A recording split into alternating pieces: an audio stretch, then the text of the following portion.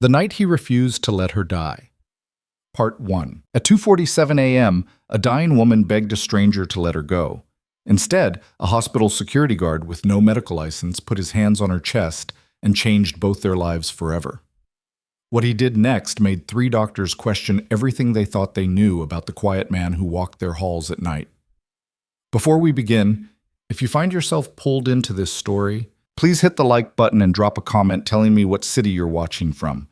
I want to see how far this story travels tonight. Stay with me until the very end. Trust me, you'll want to. The coffee in Ethan Cole's thermos had gone cold 2 hours ago, and he drank it anyway. He pushed through the employee exit of St. Marguerite General with the hood of his jacket already up, the November wind slicing through the parking lot hard enough to make his eyes water. 12 hours on his feet. His lower back felt like someone had taken a wrench to it. His left knee, the one that never quite healed right after Kandahar, was throbbing in that dull, grinding way that meant rain was coming. He didn't mind the rain. He minded being late. Sophie would be awake by 6:30. She always was. And if he wasn't home in time to make her the oatmeal with the brown sugar melted into it the way she liked, not stirred in, melted, there was a difference and she was 7 and she would tell you about the difference. Then the whole day would start wrong. And a day that started wrong with Sophie didn't recover. He'd learned that the hard way. His phone buzzed against his thigh. He fished it out, expecting the text from Mrs. Alvarez next door letting him know Sophie had slept through the night. Instead, he saw the hospital's main line. His stomach did that small, tightening thing it did when something was wrong, a thing his body had learned to do a long time before his brain ever caught up. He answered on the second ring. Cole? Ethan, it's Tanya at the desk. I'm sorry. I know you just walked out. What is it? We need you back. Right now. Like, right this second.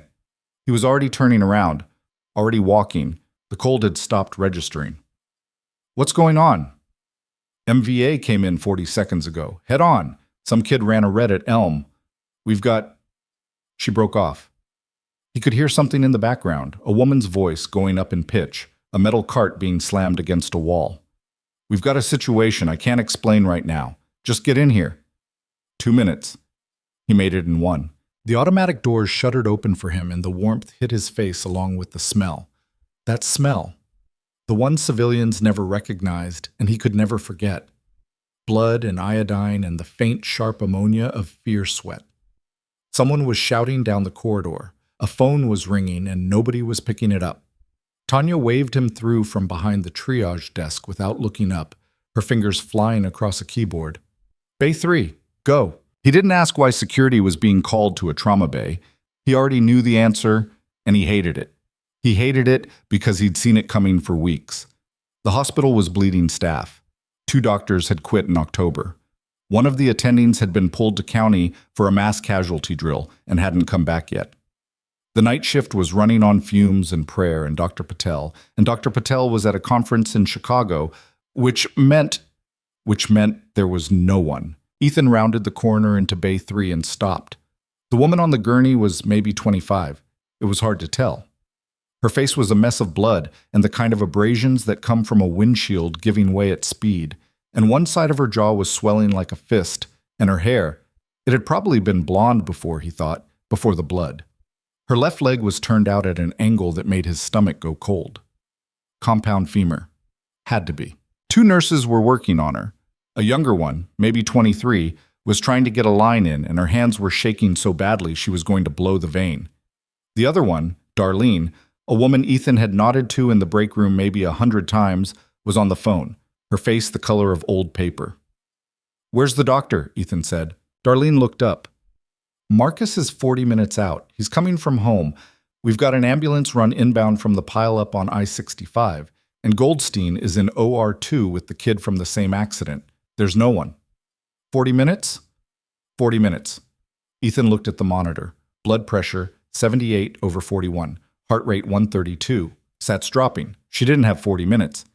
He took 1 step closer to the gurney, and that was when the woman's eyes opened. They were gray. A strange kind of gray, very light, the color of the sky right before snow. They fixed on his face with a clarity that didn't match anything else in her body, and she said something he couldn't hear. He leaned in. Please, she said.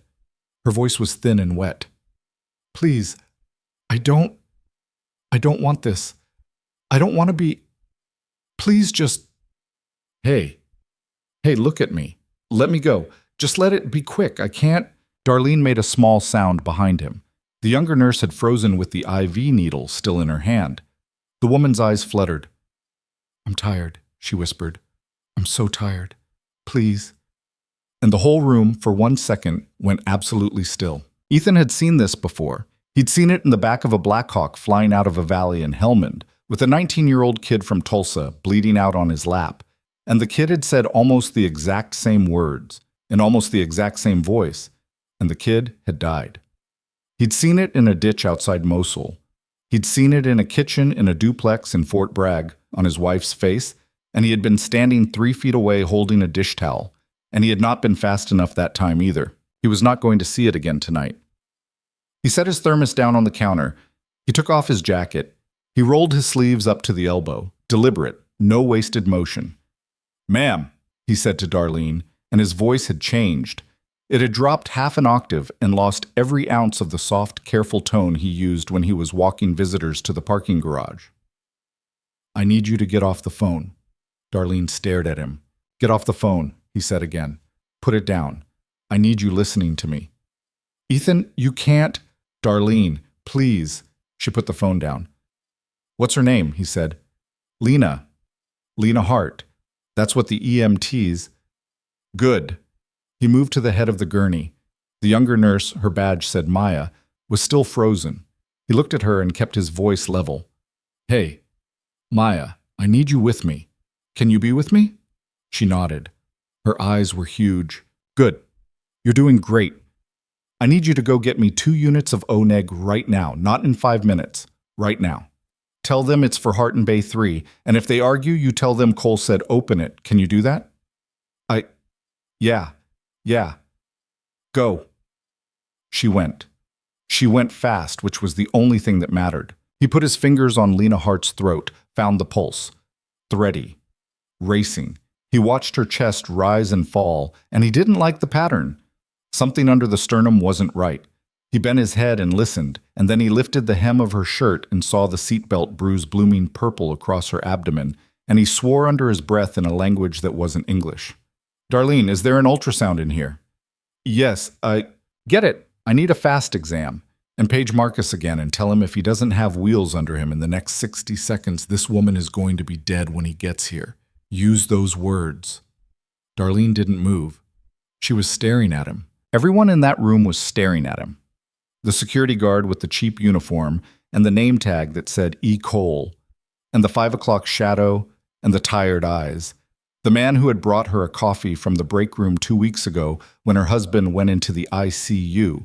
The man who most nights sat in the hallway outside pediatrics reading a paperback. And now that man was standing over a dying woman giving orders like a full-bird colonel at a field hospital. Darlene, he said very softly. I know. We'll talk about it later. Right now I need you to move. She moved. He bent back down over Lena Hart. She was slipping again, her eyes rolling back. And he took her face in both hands, gentle but firm, and he made her look at him. Lena. Her eyes found him. Lena, listen to me. I heard what you said. I heard you. But I need you to hear me now, and I need you to hear me real clear, all right? Her lips moved, no sound. You're not dying tonight, he said. Something in her face moved, not belief, not yet. Something smaller than that, something like, oh. Someone is here. You hear me? Not tonight, not on my shift. I'm going to hurt you a little bit. I'm sorry about that in advance, but you are going to wake up in a bed with clean sheets, and somebody is going to bring you terrible hospital jello, and you're going to be mad about it. You understand? A small sound came out of her. It might have been a laugh. It might have been a sob. He'd take either one. Squeeze my hand if you hear me. Her fingers twitched against his. Barely. But they twitched. Good girl, stay with me. Maya came back at a run with the blood, breathing hard. Her scrub top splashed dark at the hem where she'd slopped something against herself in the rush. Darlene was wheeling in the ultrasound cart, and somewhere out in the hallway, Ethan could hear a phone ringing and nobody picking it up. He looked down at the woman on the gurney. He had not been a medic in 7 years. He had not touched a patient in 7 years. He had sworn, standing in a cemetery outside Fayetteville with his 3-year-old daughter's hand in his and the rain coming down, that he would never do this again. He looked at his hands. They were steady. God damn it, they were steady. "All right," he said, more to himself than to the room. "All right. Okay, here we go." He got the line in on the first try. The younger nurse, Maya, made a small involuntary noise when she saw it. The clean pop of the catheter sliding into the vein, the flash of blood in the hub, the economy of it. She had been trying to start that line for 4 minutes before he walked in. He had done it in 11 seconds, and he had not looked like he was thinking about it. "Hang the O-neg," he said. "Pressure bag, wide open. I want both units inner in the next 6 minutes." "Both?" "Both." "Darlene, what am I seeing on the fast?" She was running the probe across Lena's abdomen. The grainy black and white image jumped on the screen. Ethan leaned in over her shoulder and his jaw tightened. "Free fluid in Morrison's pouch," Darlene said. "A lot of it." Yeah, she's bleeding into her belly. Splenic, probably. Maybe liver." He straightened. Okay, this changes things. She needs an OR and she needs it 10 minutes ago. Where's Goldstein?" "Still in 2. "How long?" "I don't... 20 minutes? Maybe?" "She doesn't have 20. He put his hand against Lena's forehead. It was cold and clammy. Her eyes were half closed now, the gray of them gone dull. She's going to code in the next 3 minutes if we don't do something." "Ethan, call the OR. Tell them to prep. Goldstein finishes whatever he's doing on that kid in the next 5 minutes, or somebody upstairs is going to have to answer for 2 dead people instead of 1. Darlene picked up the phone. Ethan bent over Lena again. Her breathing was getting shallow. There was a wet sound at the bottom of it that he didn't like at all. He pressed his stethoscope, somebody's stethoscope. He'd pulled it off the wall hook without asking, against her chest and listened, diminished on the left. He closed his eyes for 1 second. "She's got a tension pneumo," he said, "or she's about to." "What?" "The seatbelt. She's got broken ribs on the left side, one of them nicked the pleura, air's leaking into the chest cavity. It's pushing against the lung. That's why her SATs won't come up."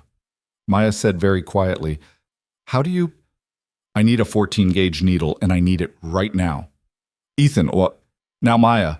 She turned and ran. He looked at Darlene.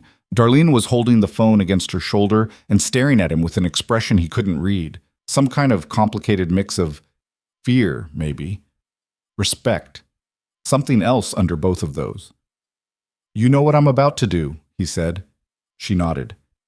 "You know I'm not supposed to do it." "I know." "You gonna stop me?" There was a long second. "No," Darlene said. "No, I'm not." "Okay, then call Marcus again and tell him to drive faster." Maya came back with the needle. He unwrapped it with his teeth because both his hands were occupied. He swabbed Lena's chest with betadine. He counted down the ribs with his fingertips. Second intercostal space, mid-clavicular line, the landmark he had learned in a cinderblock classroom at Fort Sam Houston when he was 22 years old and thought he was going to save the world. He slid the needle in. There was a soft hiss of air escaping. Lena's chest, on the left side, visibly dropped half an inch. And on the monitor above her head, the oxygen saturation number, which had been sitting at a stubborn 81, ticked up. 82, 84, 86. Maya made a sound like she'd been holding her breath for an hour. "Okay," Ethan said. "Okay, that buys us a few minutes. Darlene, where are we on the OR?" Goldstein says 10. 10 is too long. Tell him 5. Ethan, 5, Darlene. She went back to the phone. Lena's eyes opened again. They focused on him, and this time there was more behind them. Not much, but more. He leaned in close so she could see him without having to move. "Still here," he said. Her mouth moved. No sound came out. Then, with effort, "You lied." "About what?" "Said it would hurt a little." He actually laughed. It surprised him. "Yeah, okay, I lied. I'm sorry." "Don't go." "I'm not going anywhere." "Promise." "I promise." Her eyes closed again, but her hand, which had been limp in his the whole time, tightened, just for a second, just enough that he felt it. He did not let go. Later, Darlene would tell the story, and she would tell it the same way every time, and every time she told it, she would get to this part, and her voice would drop. She would say, "The thing you have to understand is, he wasn't excited. I've seen people save lives. I've seen doctors in the zone. I've seen EMTs running hot. I know what that looks like. It looks like adrenaline. It looks like a high." Ethan didn't look like that. Ethan looked like a man doing a chore he had hoped to never do again, like a man chopping wood. He was not enjoying it. He was not thrilled to find out he still had it. He looked sad. He looked like every move he made cost him something, and he made them anyway. At 3:09 a.m., Lena Hart went into cardiac arrest. The monitor screamed first, then Maya did. Not a word, just a sharp inhale that came out like a cry. The rhythm on the screen had gone flat and then jagged, a lethal ventricular pattern that Ethan had seen 100 times and hated every single one of them. "V-fib," he said. "Crash cart. Now." "It's right here. Charge to 200. Maya was already doing it. Her hands weren't shaking anymore. That was something. That was a small good thing in the middle of a bad thing. "Clear." He shocked her. Her body jumped. The line on the monitor flickered, danced, and then settled back into the same jagged, killing rhythm. Again, 300. "Ethan, protocol says—" "I know what protocol says, 300. Clear." The second shock went through her.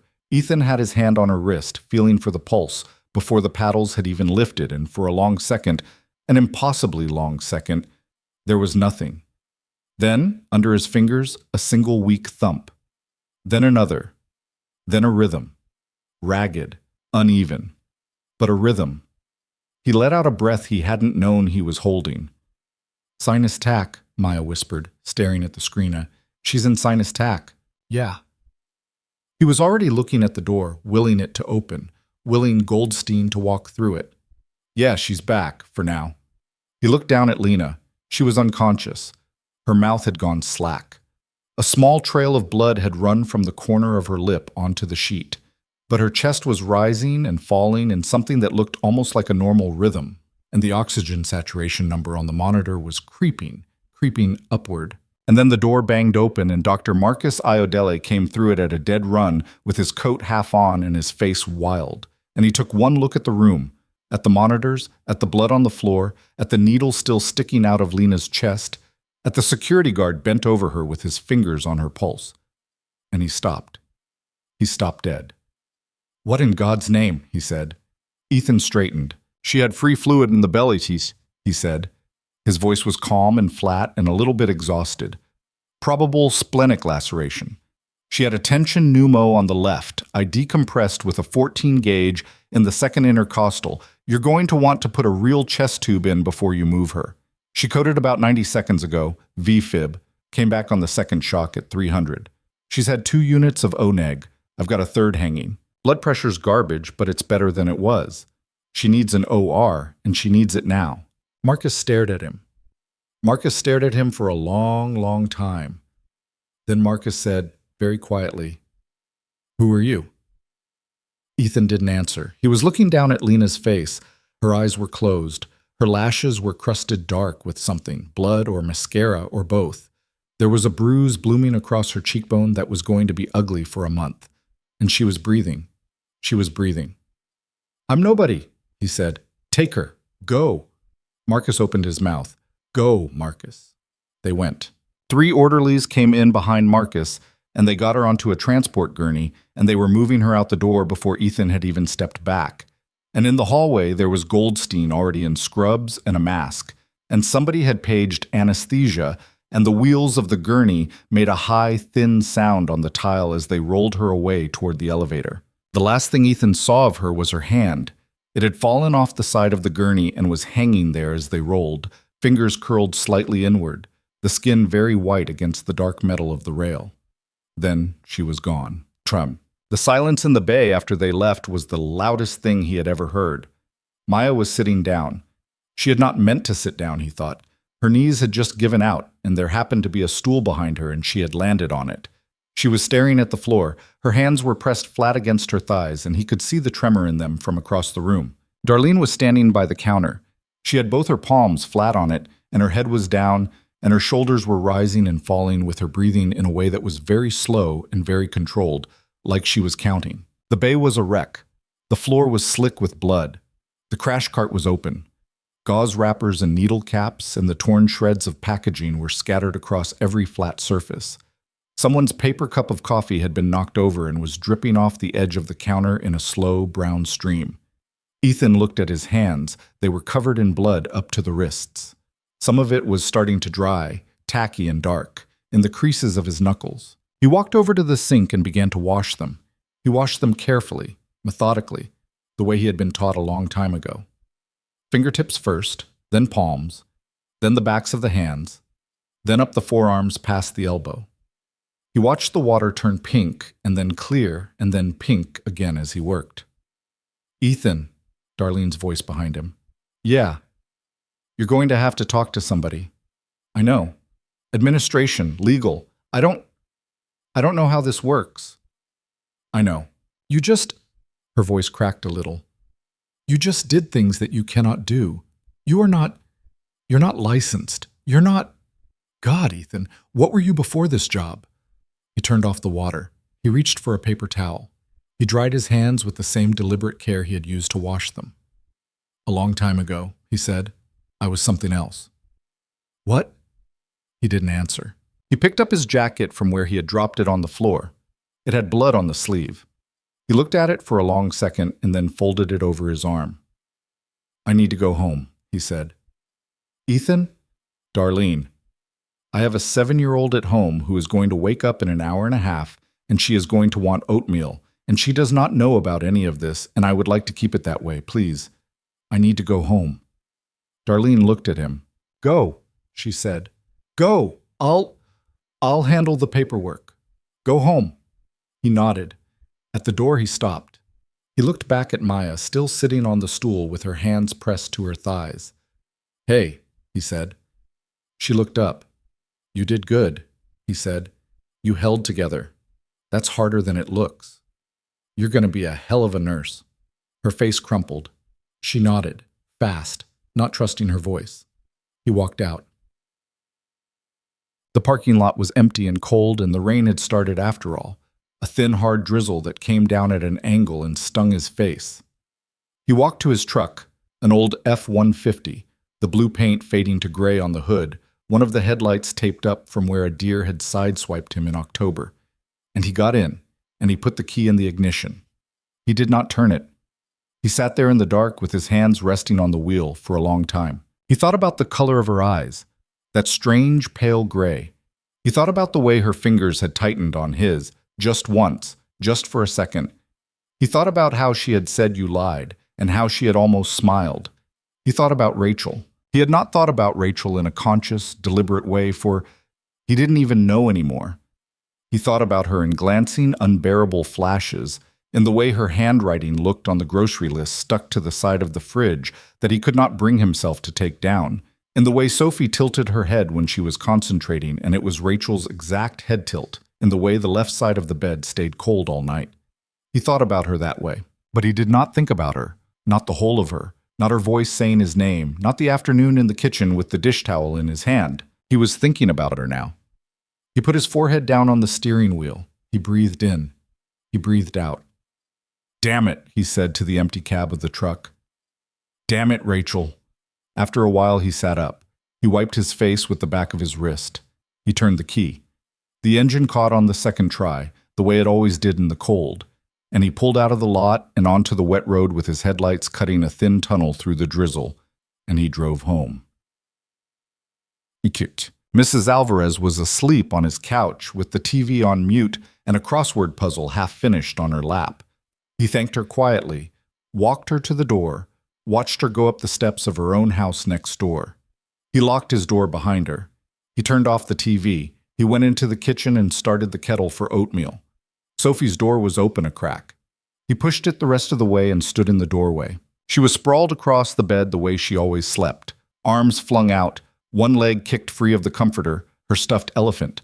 Mr. Peanut, a hand-me-down from Rachel's childhood that had been reduced by love to a balding, one-eyed, vaguely elephant-shaped lump. tucked hard against her chin.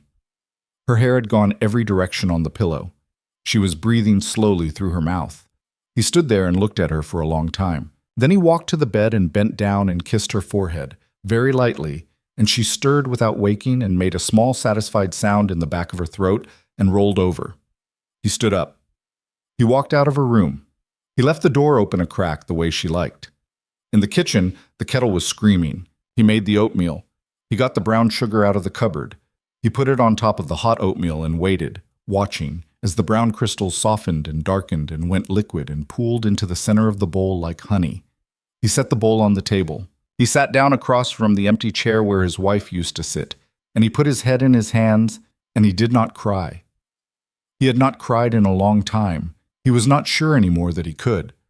But he sat there with his face in his hands, and he breathed, and the gray winter light came in through the kitchen window and laid itself down on the table in a pale square. And somewhere upstairs, Sophie was still asleep. And somewhere across town in an OR, a woman named Lena Hart was being cut open under bright white lights by a surgeon who did not know and would never know that a security guard had been the only reason she lived long enough to get there.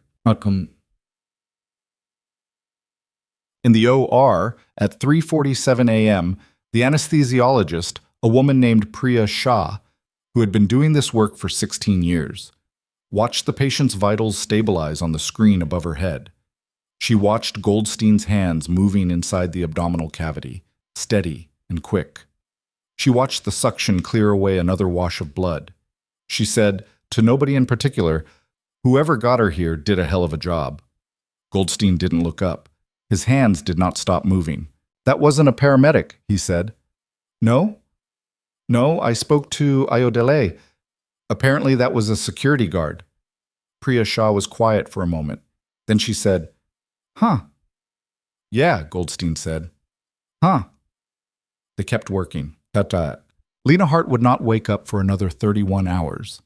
When she did, the first thing she would do, before she asked where she was, before she asked what had happened, before she asked for water, was reach for a hand that wasn't there.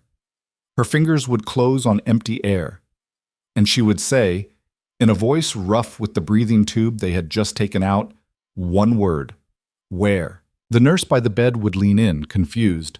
Where what, honey? Where are you? You're at St. Marguerite. You had an accident. No. Her eyes would find the nurse's face, and they would be clear, and they would be certain, and they would be the color of the sky right before snow. Where is he? Where is who? Lena Hart would close her eyes. The man, she would say. The man who told me I wasn't going to die. And 2 floors down, in a locker room that smelled like industrial soap and old coffee, a man named Ethan Cole would be putting his security guard uniform back on for another shift, his daughter's drawing of a lopsided sun folded carefully in his wallet, his hands steady and his face closed, walking back into the building as if nothing had happened at all. As if nothing had happened at all. The nurse's name was Carla Benitez, and she had worked the post-surgical floor at St. Marguerite for 11 years. And in 11 years, she had never once had a patient come out of a 31-hour anesthesia haze and ask about a man before asking about her own family. She stood at the side of the bed and looked down at the young woman who had just said the man who told me I wasn't going to die, and she felt something in her chest tighten in a way she didn't entirely understand. Honey, she said carefully, let me get you some water first. You've had a tube down your throat. Talking's going to hurt for a while. Lena turned her head on the pillow. The movement cost her. Carla saw it in her face, the small flinch, the way her eyes closed for a second before opening again. Her lips were cracked white at the edges.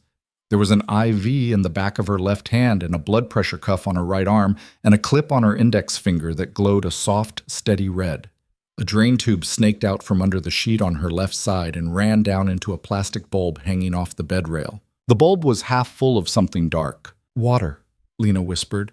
Right here. Carla brought the cup to her mouth, guided the straw past her lips. Lena took 2 small swallows and coughed, and the cough made her whole body jerk, and her face went white around the mouth. Carla waited. She knew better than to rush it. She'd watched a lot of people wake up from a lot of surgeries, and the thing most people didn't understand was that waking up was the easy part. Waking up into the body you had before the thing happened, that was a road, and it was long. And most people didn't know yet how long. Better? Carla said. Lena nodded, just barely.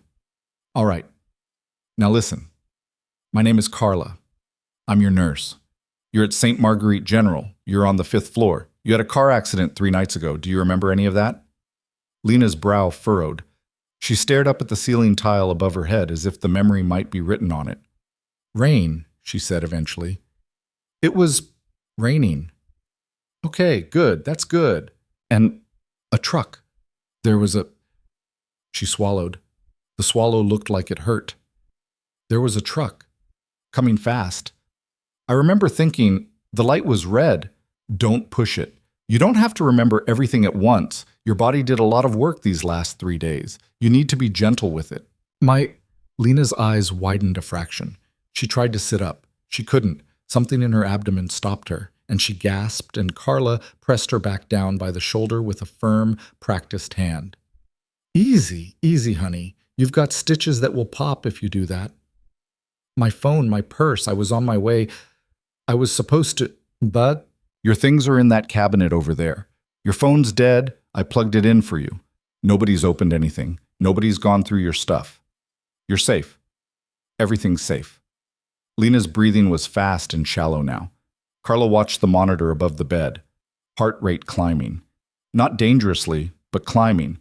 She put a hand on Lena's forearm very lightly and kept it there. Lena, look at me. Gray eyes found her. They were remarkable, Carla thought. Even this tired, even this hollowed out, they were remarkable. The kind of eyes that made you feel like you'd been seen more clearly than you were comfortable with. You're alive, Carla said. You know that, right? Yes. And you're going to stay alive. You're past the worst part. Lena was quiet for a long moment. Then she said, The man. Honey, the man. Her voice cracked on it. Please, I'm not crazy. I know I sound crazy, but there was a man in the first place, before the surgery. His hands were on my face, and he told me I wasn't going to die, and he said it like he meant it, and he knew he meant it. I need to know who he was. Carla looked at her for a long second. She had heard about it, of course. Everyone on the floor had heard about it by the next morning. The whole hospital had heard about it by shift change. The security guard who wasn't a security guard. The man who walked into a trauma bay and pulled a woman back from the other side of the line. There had already been 2 closed-door meetings with administration. There were rumors about a suspension. There were rumors about a lawsuit. There were rumors about a commendation. Nobody seemed to know which of those, if any, were true. Carla was not going to lie to a patient. She had never lied to a patient. She wasn't going to start tonight. There was a man, she said. He works here. Lena's fingers tightened on the edge of the blanket. What's his name? Lena, please.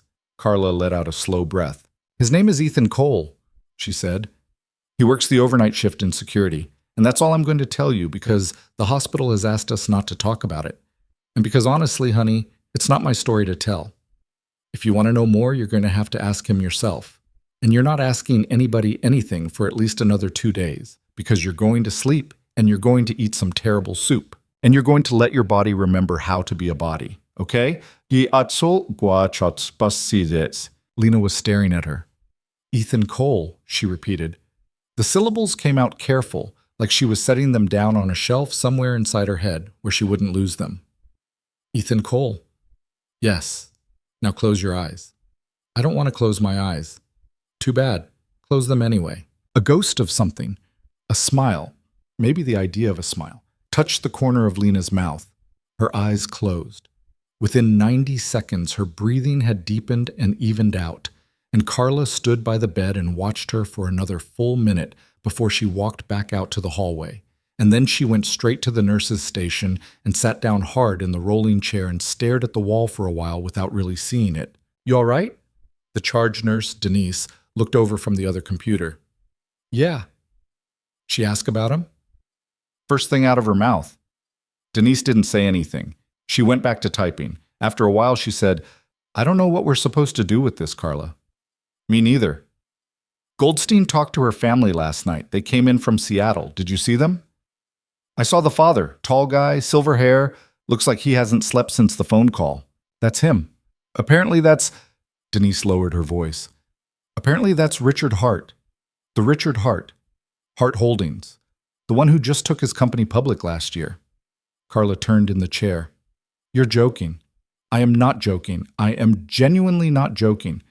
That girl in 504 is Lena Hart of Hart Holdings. She runs their whole venture arm or something. Net worth of the family is something like 9 figures. Oh. Yeah. Oh no. Yeah, ew. Carla looked back down the hallway toward room 504.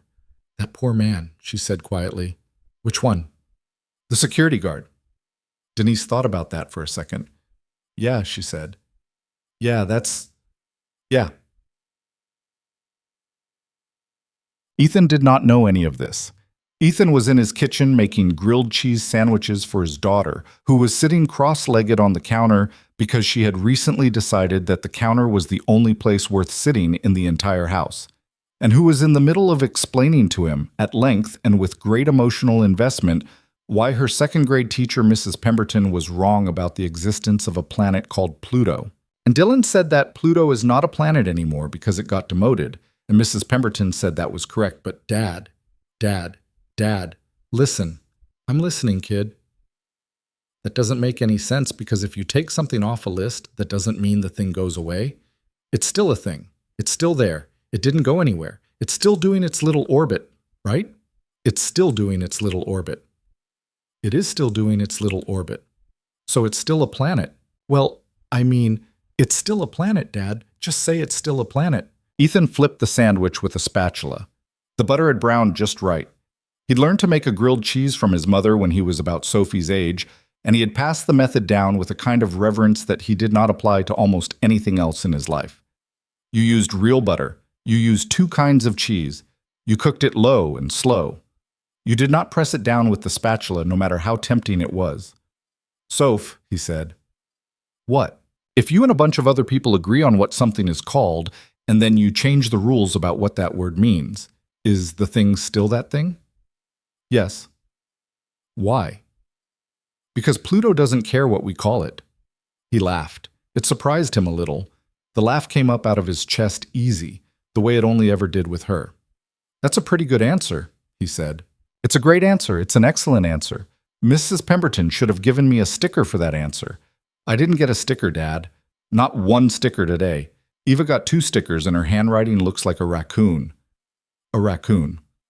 A raccoon. With bad hands. He slid the sandwich onto the plate, cut it diagonally. She was very particular about the diagonal, and set it on the counter next to her. Eat your sandwich. She picked it up in both hands and bit into it and made the face she made when something was exactly right. And for a moment he watched her and thought, This is the whole reason. This is the only reason. And then the doorbell rang. He froze. He wasn't expecting anyone. Nobody came to his door. Not really. The mailman came twice a week and left packages on the porch without ringing. Mrs. Alvarez next door knocked 3 times and let herself in with the key he'd given her. Anyone who mattered had a key or knew he didn't answer unscheduled doorbells. He set the spatula down slowly. Stay here, he said to Sophie. Who is it? I don't know yet. Stay here. Eat your sandwich. He walked to the front door. He did not look through the peephole first, because looking through the peephole had always struck him as a thing that came with hesitation, and he did not want to hesitate in his own house. He opened the door about 6 inches. There was a man on his porch. Tall, silver-haired, in a charcoal overcoat that had been tailored by somebody who knew what they were doing. The man's face was lined in a deep, weathered way that had nothing to do with age and everything to do with worry. His eyes were red at the rims, his hands were empty. Behind him, at the curb, a black town car idled. A driver in a suit sat behind the wheel with his hands at 10 and 2. Mr. Cole? The man said. Ethan did not open the door wider. Yeah, my name is Richard Hart. The man stopped. He had clearly rehearsed something and lost it. He cleared his throat. I'm Lena's father. May I speak with you for a minute? Ethan stared at him. From the kitchen behind him, Sophie's voice drifted out. Dad, is it Mrs. Alvarez? Can I have another sandwich? Hang on, sweetheart, Ethan called back. He did not turn his head. He did not take his eyes off the man at his door. "Give me a second." He stepped out onto the porch and pulled the door shut behind him. The cold hit him through his t-shirt. It was a cold like the bottom of a well. He folded his arms across his chest. "How'd you get my address?" he said. Richard Hart exhaled, and his breath came out white. I have resources, Mr. Cole. I won't insult you by pretending I don't. I asked my head of security to find you. It took him about 40 minutes. I know this is not a normal way to approach a person. I know this. I'm sorry. I have not slept in 3 days, and I couldn't wait anymore. I had to." He broke off. His jaw worked. For 1 second, Ethan thought the man was going to cry, right there on his porch, in his $1,000 overcoat, and Ethan had no idea what he would do if that happened. But Richard Hart did not cry. He took a breath. He collected himself. "My daughter is going to live," he said. "Because of you." Ethan didn't say anything. "The doctor, Dr. Goldstein, he told us what you did. He told us what condition she was in when you got to her. He told us," Richard Hart's voice caught. He pushed through it. "He told us she would not have made it to the operating room without what you did. He said it twice. He said it twice, Mr. Cole, because he wanted to make sure we understood. Mr. Hart, I don't know how to say thank you for this." "Then don't." "I have to say something. I cannot stand on your porch in the cold and not—" "You don't have to say anything, sir. Really, I'm glad she's okay." "She's not okay yet. She's alive. The rest she'll figure out." Richard Hart looked at him. Ethan had seen the look before. He had seen it on the faces of fathers in the back of transport helicopters receiving their sons' dog tags. He had seen it on the faces of wives at the front door of military housing with a chaplain standing on their step. It was the look of a person who had been holding something so heavy for so long that they were no longer entirely sure whether they were holding it or being crushed by it, and the question of whether to put it down had become meaningless, because they did not know how to put it down anymore. Ethan dropped his arms. He sighed. "You want to come in?" he said. "It's freezing." I couldn't possibly. It's freezing, Mr. Hart. And I have a 7-year-old in there who's going to ask questions no matter what I do, so you might as well be warm while she does it." Richard Hart sat at Ethan's kitchen table and held a cup of coffee in both hands and did not drink it. He had taken off his overcoat, folded it carefully over the back of the chair. Underneath it, he was wearing a sweater that looked expensive and soft and a pair of slacks that had been slept in. He looked, in Ethan's small, cluttered kitchen, like a man who had been picked up by a tornado from one life and set down in a completely different one and had not yet figured out which way was up. Sophie was sitting on her counter, chewing her sandwich, studying him with the frank and unembarrassed curiosity of a child. "Are you a lawyer?" she said. Richard Hart looked up. "No," he said. "No, I'm not a lawyer." "You look like a lawyer." I run a company." "What does it do?" He looked at Ethan helplessly. "We invest in things." "What things?" "Soph," Ethan said. "What? I'm asking." "It's okay." Richard Hart set his coffee down. He turned to face her fully. Ethan watched something happen on his face, some deep, instinctive softening that Ethan had seen on the faces of men who had daughters, men whose whole gravitational center had been adjusted by a small person a long time ago. "Mostly we invest in medicine, drug companies, hospital systems, some clean energy. I have a daughter about 20 years older than you. She runs the part of the company that invests in new ideas. People come to her with ideas and she decides whether they're good ideas." Sophie absorbed this. "That sounds boring," she said. Richard Hart laughed. It was a real laugh. It surprised him as much as it surprised anyone.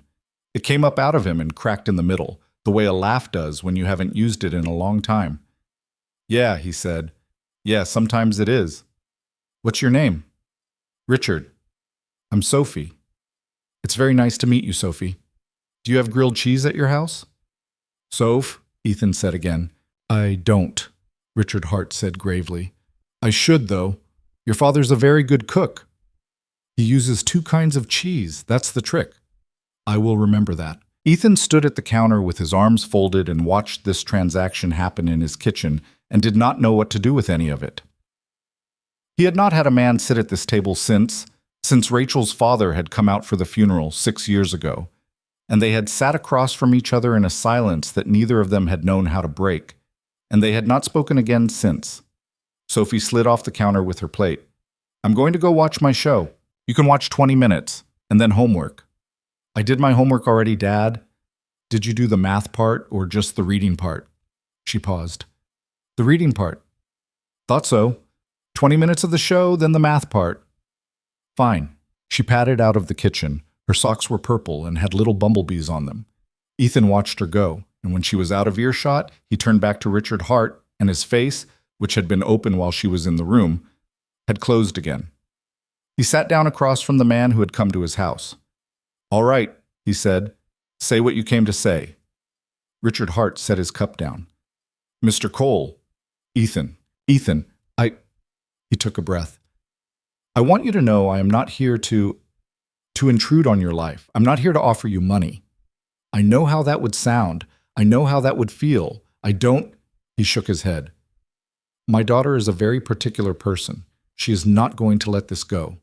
That is who she is. She is going to want to find you, and she is going to want to thank you, and she is going to want to know you, because that is how she processes things that matter to her. I came here because I wanted to meet you first, before she does." Ethan did not say anything. "I wanted to look at you," Richard Hart said, "and see what kind of man you are." "And?" Richard Hart was quiet for a long moment. "You have a daughter," he said. "She's beautiful." "Yeah, she is." "You do this alone?" "Yeah." "For how long?" Ethan looked down at his hands on the table. The knuckles were scarred in small white places. The left thumbnail had a faint ridge across it from a thing that had happened to him in a hot country a long time ago. 4 years, almost 5, he said. "I'm sorry." "Thank you." "I lost my wife when Lena was 19, pancreatic. It was fast." "I'm sorry."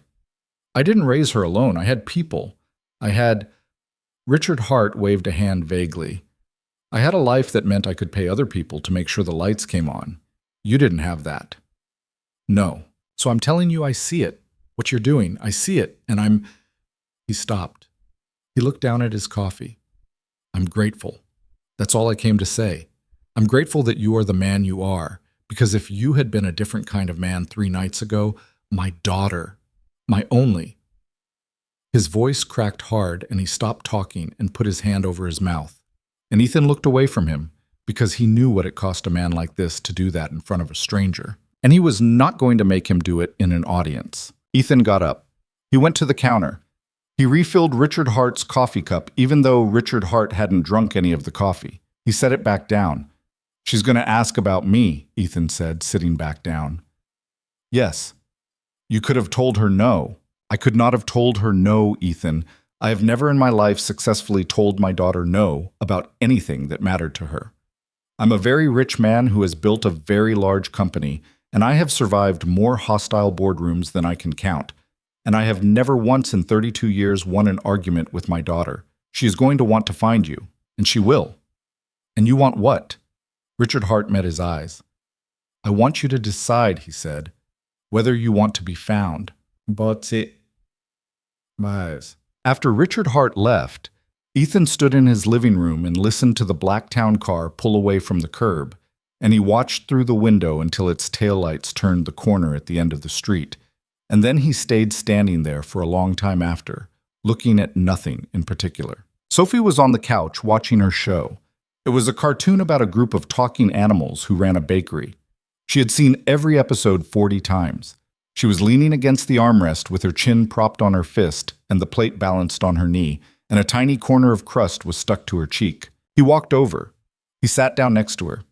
She leaned into him without taking her eyes off the TV, and he put an arm around her shoulders and pulled her in under his ribs the way he had been doing every day of her life. "Dad," she said.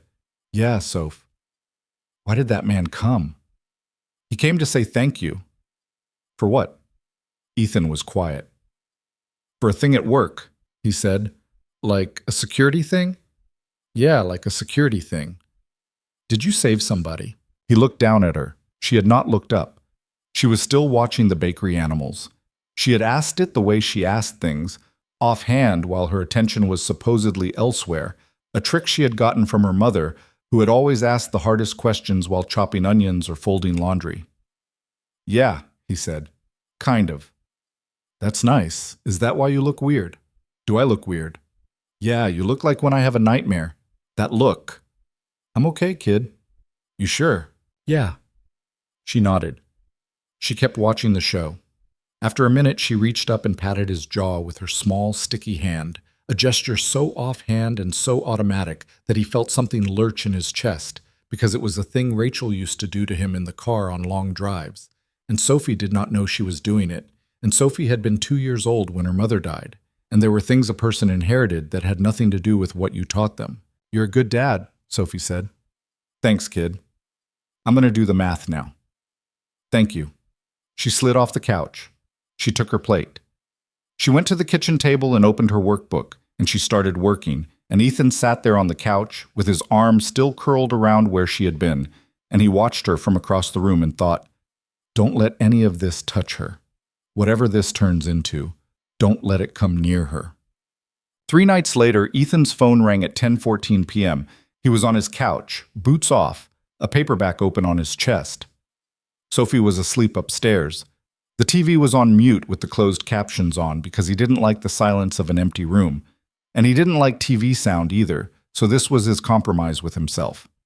He had to be back at work at 11. The number on the screen was unknown. He usually didn't answer unknown numbers. He answered this one. "Cole." There was a pause on the other end, a long one. He heard a breath, in, out, shaky. "Mr. Cole?" A woman's voice. Young, rough-edged in a way that he recognized before his brain named it. A voice that had been shouting at somebody a few minutes ago, or crying, or both. "Yes," he said slowly. This is Lena Hart. Her voice cracked. She laughed, a small disbelieving laugh, and the laugh cracked too. "I have been rehearsing this phone call for about 4 hours, and I have not landed on a single sentence I like, so I'm just going to say it. Hi." Ethan sat up on the couch. He set the paperback on the coffee table. "Hi," he said. She made a sound. It might have been half a laugh and half a sob. "I'm sorry. I'm sorry. I'm a mess. I'm in a hospital room talking to the ceiling, basically. There's a nurse outside who has threatened to take my phone away twice. I told her I wanted to call my lawyer. I did not. I wanted to call you." "How'd you get my number?" "My father. He came to see you. I know he did. He told me. He didn't want to, but I'm stubborn, I'm told. I have been told this for about 30 years, so he gave me your number. He said he'd met you. He said you had a little girl. He said her name was Sophie." "Yeah." "Mr. Cole, Ethan." A small silence. "Ethan," she said, "I don't know what to say to you." "You don't have to say anything." "Yes, I do. I'm sorry, but yes, I do. I have to say something because you said something to me. You said it to me at the worst?" Her voice broke cleanly in half and she stopped. He heard her breathing, controlled and slow, the kind of breathing you do when you're trying to hold yourself together by force.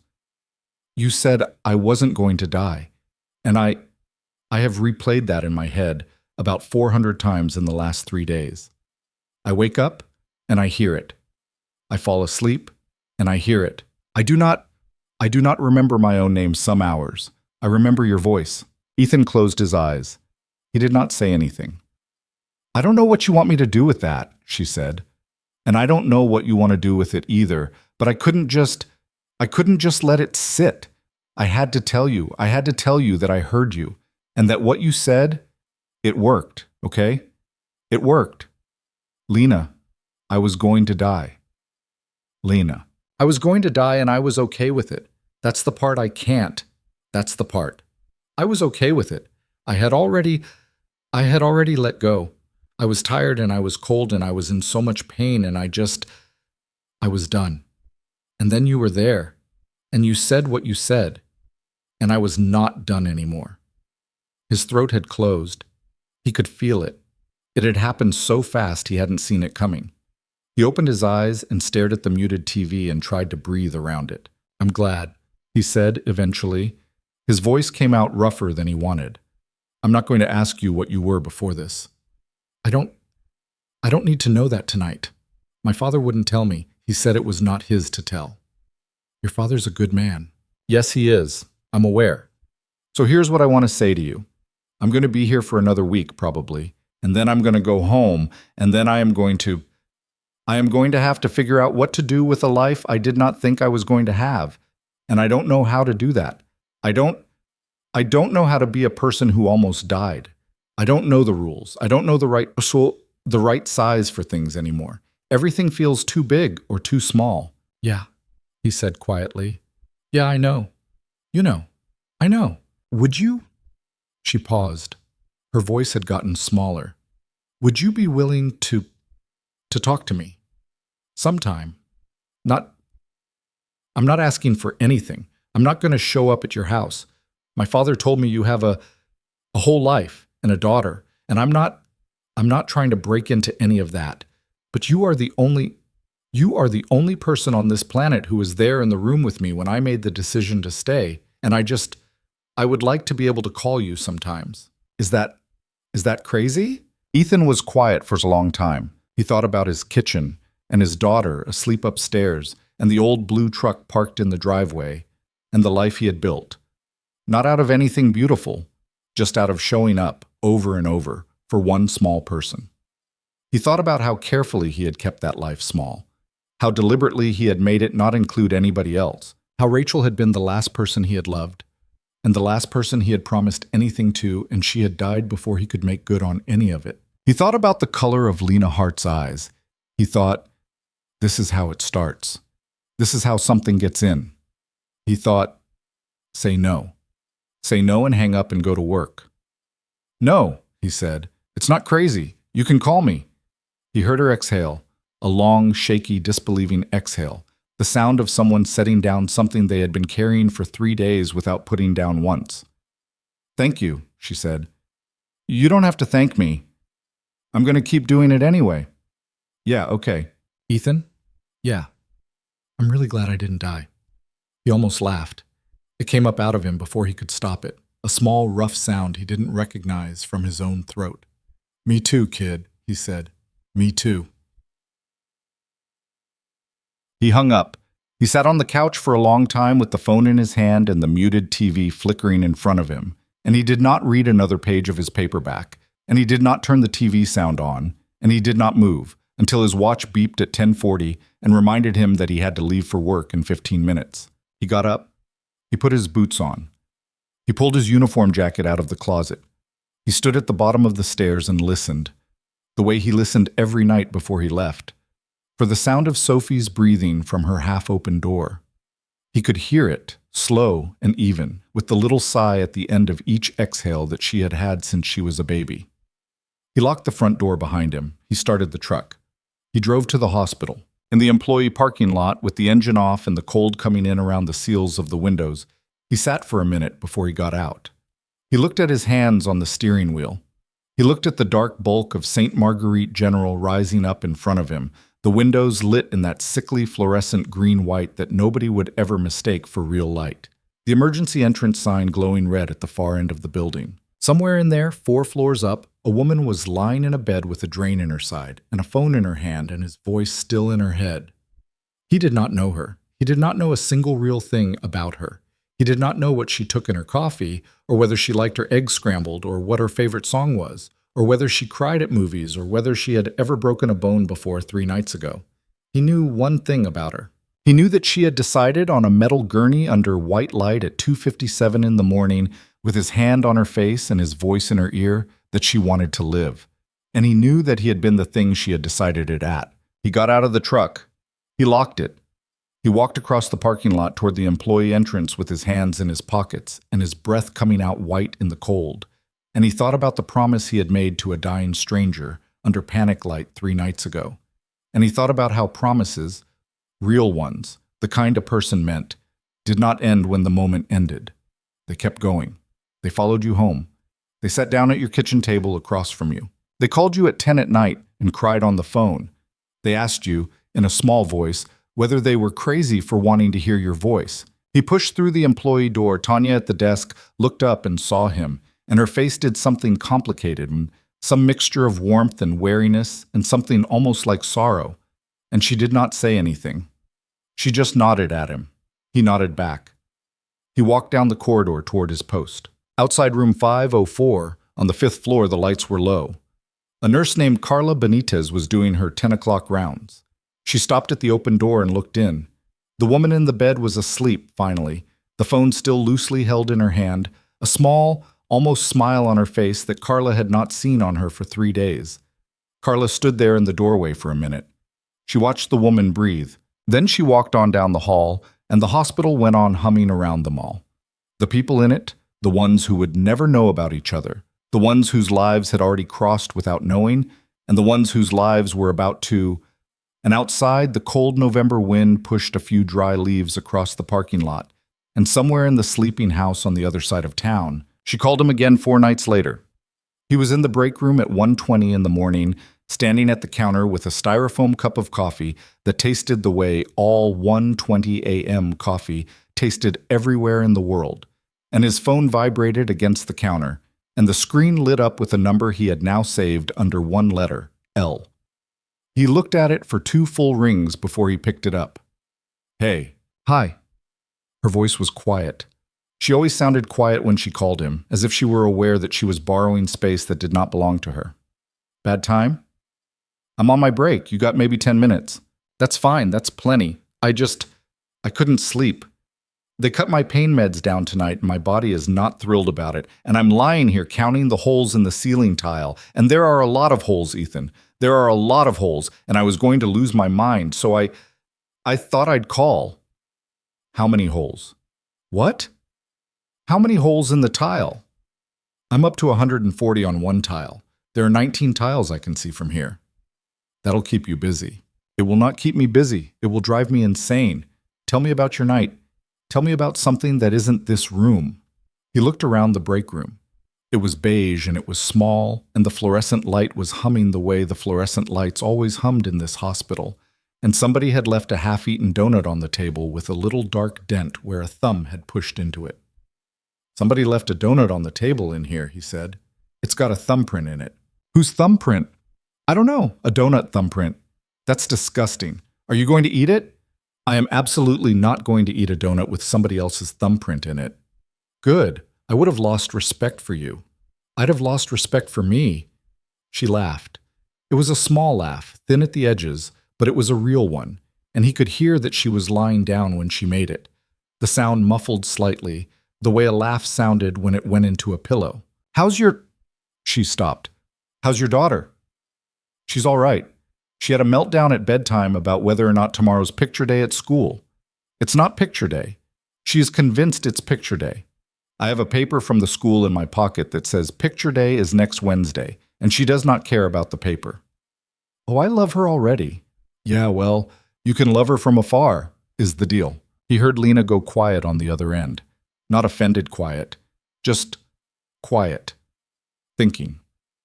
Yeah, she said. Yeah, I know. That's the deal. He leaned against the counter. He pressed his free hand flat against the formica and watched his own fingers spread out across it. There were 2 small new cuts on his knuckles from a suitcase zipper this afternoon. He had not been paying attention when he'd been helping a visitor carry bags. I wasn't trying to... He started. No. I know you weren't. Don't explain. She's 7 and she's yours, and I am a woman you met in the worst hour of her life, and those 2 things do not go in a room together. I get it. I would not try to meet her. I wouldn't. Okay? Okay? Neither of them said anything for a few seconds. Ethan? Yeah. Can I tell you something kind of embarrassing? Go ahead. I have been trying to figure out what you were before this. I have had a lot of time lying here, and I have been trying to put it together in my head, and I can't. My father won't tell me. He said he wasn't going to be the one. He said you'd tell me if you wanted to. And the part of me that is my father's daughter, the part of me that runs a goddamn venture fund and is used to getting information whenever I want it, that part of me has been really angry about not knowing. I have almost called 3 different people I know who could find out, and I keep stopping myself. Why? Because I don't want to find out that way. I want you to tell me. He closed his eyes. The coffee was cooling in its cup. Somebody walked by the break room door and looked in and saw him on the phone and kept walking. Down the hall somewhere, a cartwheel squeaked. I was a medic, he said. She didn't say anything. She was waiting. Army. I enlisted at 19. I deployed 3 times, 2 to Iraq, 1 to Afghanistan. I did the Special Operations Combat Medic course after my second tour. I was with a unit that we did a lot of things. Mostly we kept people alive in places where people weren't supposed to be alive. I was good at it. I was really good at it, Lena. I'm not trying to brag. I'm telling you because it matters to what I'm about to say. I was one of the best medics in my battalion. Guys would wait to get hit until I was on rotation. That's a joke we used to make, but it wasn't really a joke, okay? I got out after 8 years. I met Rachel my last year in. She was a nurse at the hospital at Bragg. We got married fast. We wanted a normal life, a house, a kid, dinner at 6, the whole thing. And for a while we had it. I got out. We moved up to Ohio to be near her folks. I was going to go to PA school. The GI Bill was going to pay for it. Sophie was born. Rachel was so happy, Lena. His voice had done a thing he had not expected. It had thickened. He stopped and cleared his throat. Take your time, she said very gently. Rachel had an aneurysm, he said. She was making soup. Sophie was 2. She was making soup, and I had just walked in from the driveway, and I heard her say my name. She said, Ethan, and she didn't finish the sentence. She went down. She hit the floor, and the pot came down with her, and there was soup everywhere, and He stopped. I got to her in, 2 seconds, 3. I did everything right, Lena. I did every single thing right. I did compressions for 9 minutes before the ambulance got there, and I did them right. I had done them on men with holes in them. I had done them on the back of moving vehicles. I had done them in the dark and in dust storms. And I have never in my life done chest compressions as good as the ones I did on my wife on our kitchen floor. Ethan, she died anyway. She died anyway. She was gone before she hit the floor, probably. That's what they told me. They said it was a berry aneurysm in her brain. They said nobody could have saved her. They said even if she'd been standing in the emergency department at the Mayo Clinic when it happened, she would have died. They told me that over and over, and I nodded, and I said I understood, and I understood it the way you understand something you've read in a book. I did not understand it the way you understand something you know. He stopped again. He took a breath. He made himself keep going. And Sophie was 2, he said. She was 2 years old. She didn't understand what was happening. She kept asking when Mommy was going to come home. For months. Every night. When is Mommy coming home? And I would... He couldn't finish it. Lena's voice came through the phone, soft and level. You don't have to.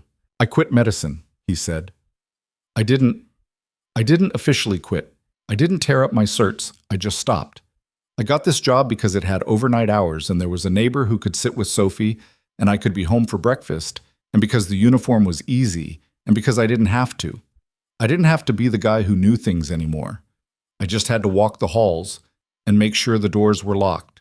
That was what I could do. That was all I could do. Ethan. Yeah. Do you understand that you did not fail your wife? Intellectually. Do you understand that you did not fail me? He was quiet. Say it, Ethan. I understand that. Say it like you mean it. I can't. Not yet. I'm sorry. She was quiet for a long second. That's okay, she said. That's okay. I can wait. He looked down at the counter. The Formica had a chip in it near his thumb.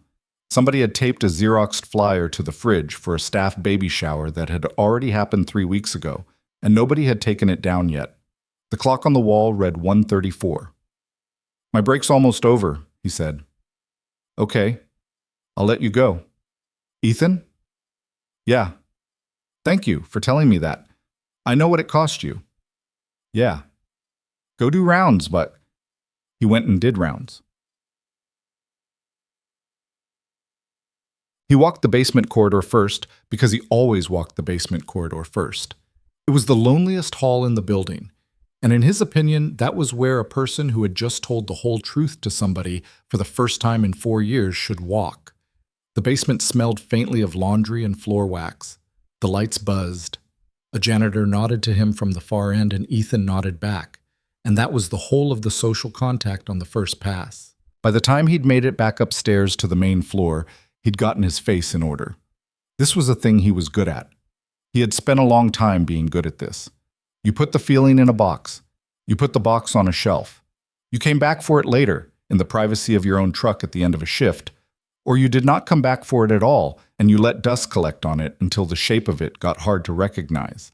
He had made himself into a man who could do this in his sleep, but it was harder tonight. He could feel her voice still somewhere in the back of his throat. He could feel the place where he had said Rachel had an aneurysm, and the sentence had come out of him like something pulling free. He'd said it. He had said her name out loud to another person, and he had said what happened to her, and he had said it without breaking. The world had not ended, which was something he had not known was possible before tonight. He was standing at the second-floor nursing station, signing the log. The way security signed the log, every hour on the hour, when Darlene came around the corner and saw him and stopped. She had not been scheduled with him since the night. Shift rotations, whatever. He had been aware of her absence the way you were aware of a tooth that had been pulled. Not painful exactly, just a place where something used to be. They had not spoken, he realized, in almost 2 weeks. "Hey," she said. "Hey." She looked tired. She looked like she always looked now. There was a thing that had started happening to her eyes after that night, a kind of held quality. She had not slept well since, probably. He knew what that was like. He had a theory that some people absorbed the adrenaline of a near-death and metabolized it into efficiency, and some people absorbed it and metabolized it into something else, a quieter, thicker kind of tired that did not have a clean name. He thought Darlene was the second kind. "You got a minute?" she said. "I just signed the log." "Yeah, I mean a real minute." He looked at her. "Step out with me," she said. Loading dock, 2 minutes." He followed her. The loading dock was where the staff smoked. Ethan didn't smoke. He hadn't since a month after Rachel died, when he'd gone through 2 packs in one afternoon on his back porch and then decided he was not going to become that kind of man in front of his daughter. Darlene smoked, though. She pulled a pack out of her scrub pocket the second they were through the door, and she lit one, and she leaned against the wall in the cold and exhaled a long stream of smoke upward, and the smoke hung in the air a long time before it faded. Ethan leaned against the wall next to her. He put his hands in his jacket pockets. "Administration's going to call you in," Darlene said. He nodded. "You knew." "I figured." They were waiting to see if the family was going to sue. They weren't. Richard Hart apparently told legal to, in so many words, to back off. So now administration has to figure out what to do with a situation where a guy with no license did something that saved a life. And the family is grateful, and nobody got hurt, and also I'm not supposed to have touched her. Also, you're extremely not supposed to have touched her. Yeah, they're going to want to know your background, your real background. They're going to ask you things they already know the answer to because they already ran your file. Okay? Ethan. Yeah. Are you going to be okay with this? He thought about it. I don't know, he said. She looked over at him. In the dim yellow light of the loading dock bulb, her face looked older than it was, or maybe just more true to what was actually underneath. Darlene was 51. She had 3 grown kids and a husband who was in and out of the ICU upstairs with COPD. He had known this about her for a long time without really knowing it. "Can I say something that's probably out of line?" she said. "Go ahead." "You did the right thing." Darlene, "Shut up. I'm talking." "You did the right thing. She was dying. She was dying and there was nobody else. And you knew what to do, and you did it. And I stood there and I watched you, and I did not stop you because I have been a nurse for 26 years, and I know the difference between a person who is guessing and a person who knows, and you knew. You were not guessing. And I have not slept right since because I keep thinking about what would have happened if I'd stopped you, or if you'd come in and then you hadn't, if you'd stood there, if you had not done it. Because I know you thought about it. I saw you think about it. He didn't answer. I saw your face, she said. I saw you look at her. I saw you look at your hands. I saw you decide. And I don't know what you were deciding, Ethan, but I want you to know, whatever you were deciding to do or not to do, I want you to know I'm glad you decided what you decided. And I want you to know that I will sit in any room with any administrator who wants to ask me any question about what happened that night, and I will tell them what I saw, and I will not soften it. If they try to move against you, I'm going to be in the room. He looked at her. Darlene.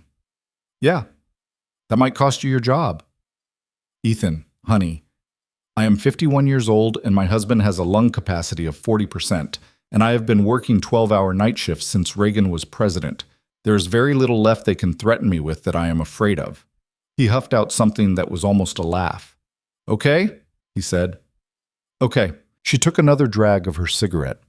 She blew the smoke up into the cold, and they stood there together in the dark for a while, neither one of them talking, and he thought, with a kind of dull surprise, that in the last 3 weeks he had somehow acquired more people in his life than he had in the previous 4 years. A girl with gray eyes who called him at night. An old silver-haired man who had sat at his kitchen table and asked him what kind of man he was. A night nurse who would go into a room with administrators for him. He had not asked for any of them. He did not entirely know what to do with them. Darlene, he said. Thank you. She waved it off without looking at him. She stubbed her cigarette out on the concrete wall and tucked the butt into the old Altoids tin she carried in her pocket, because she was the kind of person who did not litter even at the worst end of a 12-hour shift. Get back inside, she said. You've got 20 minutes left on your rounds, and I am not covering for you if Perez shows up. Yes, ma'am. Go. 2 days later, they called him into the office. It was a small room on the third-floor administrative wing. There was a long table. There was a woman in a gray suit who introduced herself as Claire Whitfield, VP of Risk Management.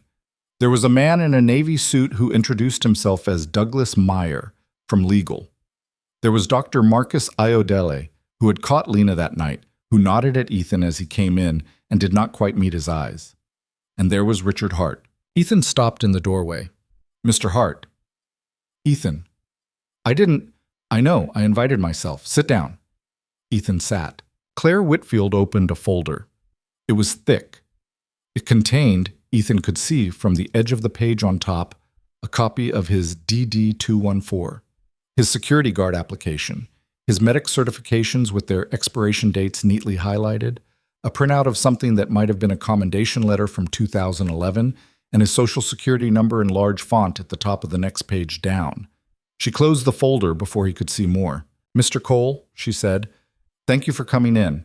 I want to start by saying this is not a disciplinary proceeding. This is a conversation. I want to be very clear about that. Okay. That said, we are going to have to talk about what happened on the night of November 14th in Trauma Bay 3, and we're going to have to talk about your credentials, and we're going to have to decide together how to move forward. Can I ask you a few questions? You can ask me whatever you want. Were you, on the night in question, in possession of a current medical license? No. Were you, on the night in question, aware that you were acting outside the scope of your role as a security officer? Yes. Were you directed, threatened, or compelled by anyone to take the actions you took? No. Did you at any point believe that your actions were endorsed or sanctioned by the hospital? No. Why did you do it? Ethan looked across the table at her. Because she was dying, he said. Claire Whitfield nodded slowly. She glanced at the man from legal. The man from legal was writing something on a yellow pad. Mr. Cole, she said, I'm going to be honest with you. The legal exposure here is significant. You are correct that the patient and her family are not pursuing action, but we have to assume, for policy purposes, that a different patient with different family could. And in that scenario, what you did, however medically justified, however life-saving, creates enormous liability for this institution. I understand. We cannot have you in a patient-facing role without credentials.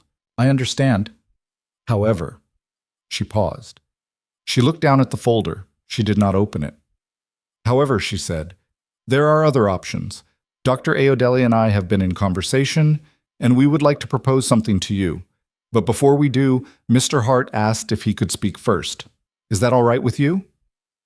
Ethan looked at Richard Hart. Richard Hart was watching him with a steady, tired, focused attention. He had taken off his overcoat. He had his hands folded in front of him on the table. He looked like a man who had come to win something, except Ethan could not figure out what exactly he was trying to win. "Go ahead, sir," Ethan said.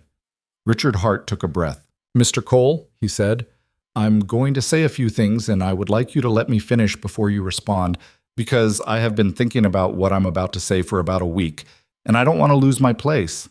Is that fair?" "That's fair. Thank you. First, I am not going to offer you money. You made that very clear at your house, and I respect it.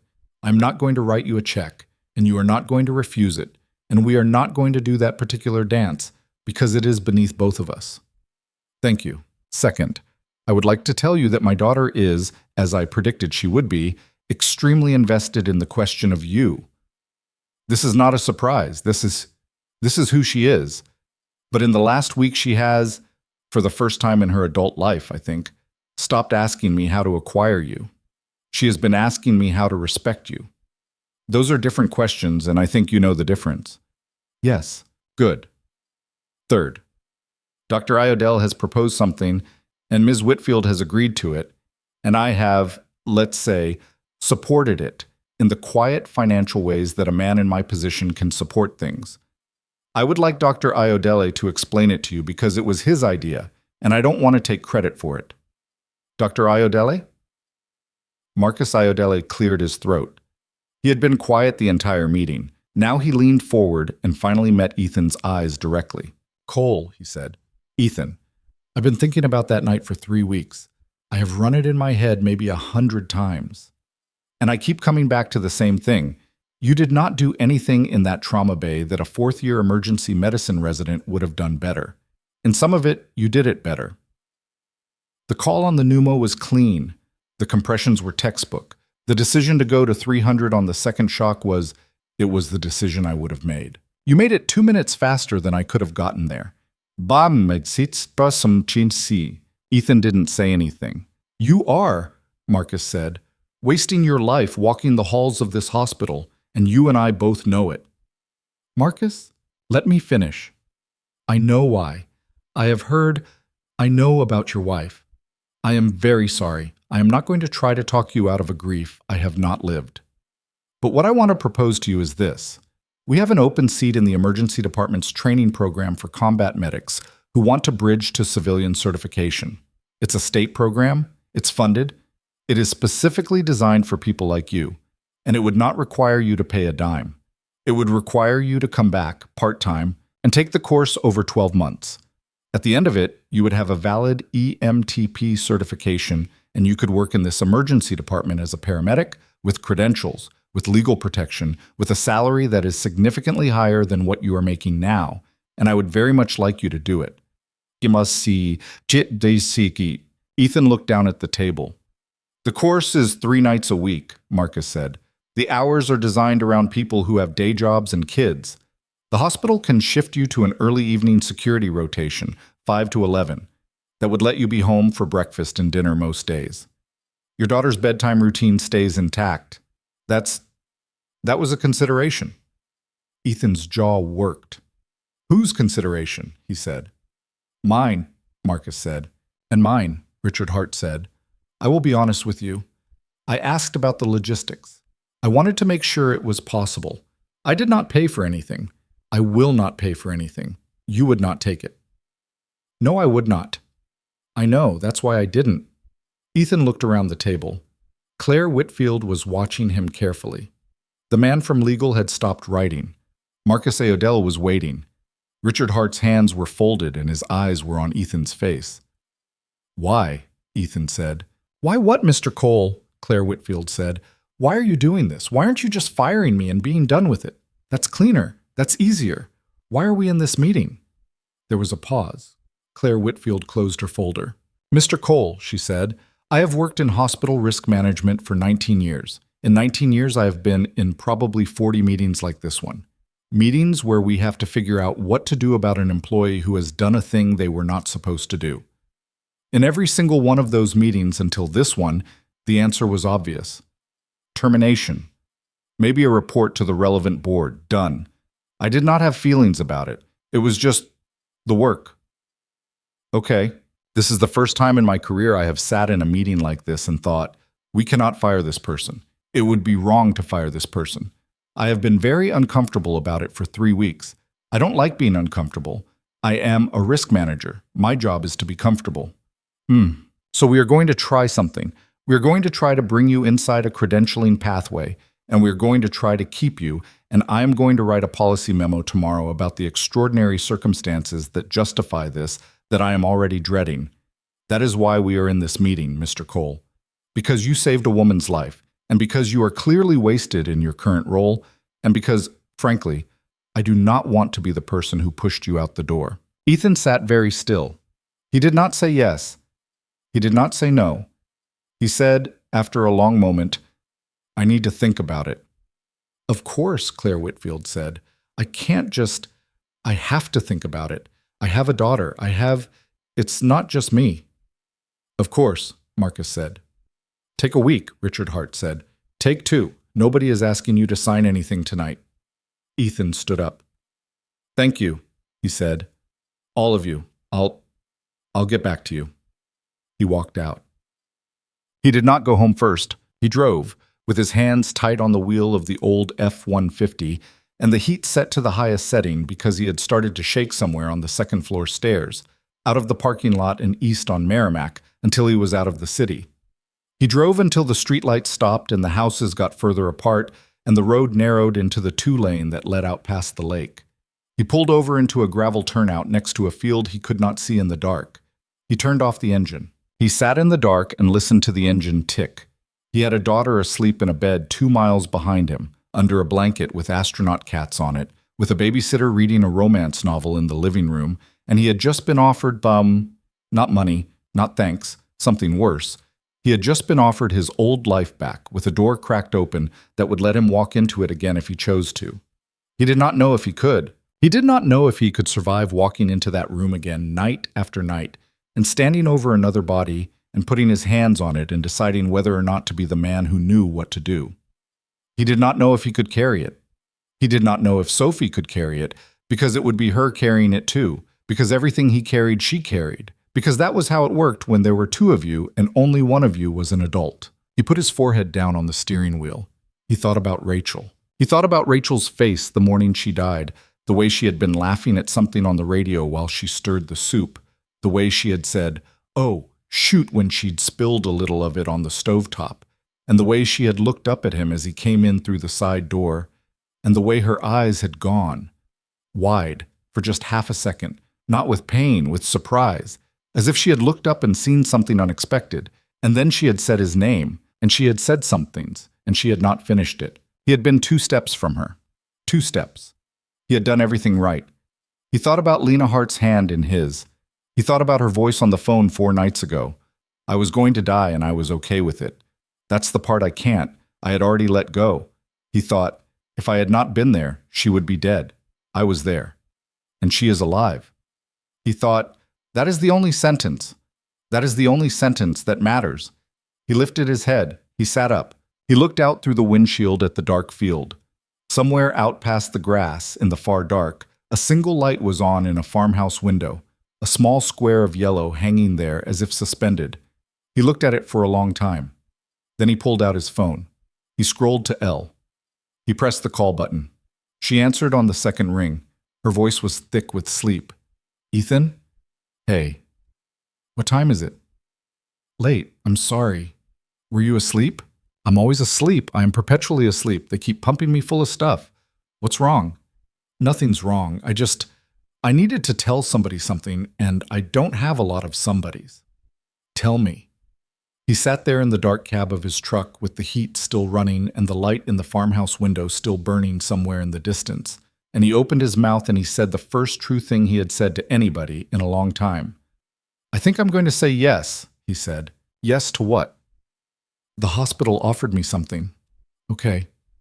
I think I'm going to say yes.